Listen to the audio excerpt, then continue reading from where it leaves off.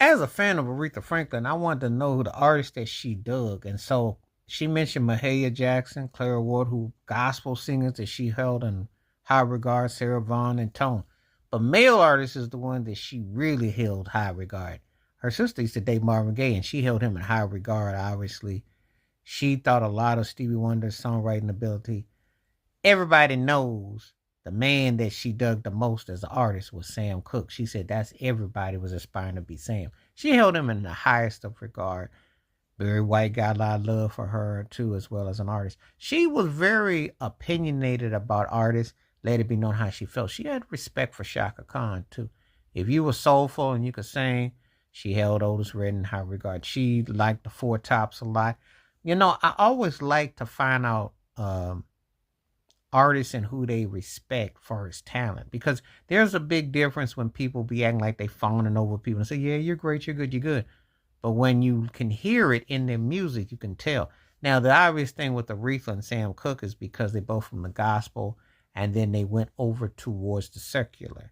Now, I would tell you another obvious influence on Aretha Franklin would probably be Ray Charles for that. Because if you ever listen to Live at the Fillmore, I think in 71, they performed together and it was off the doorknobs. All them old Live at the Fillmore records, if you can get your hands on them, from the late 60s to the 70s, those are must-haves. Rest in peace, Billy Graham. Those Live at the Fillmore performances in Frisco was the business. If you want to hear artists live and bringing it, that's the ticket. So Aretha mentioned the artist that she mentioned. It all falls into line. It was like I could hear all that.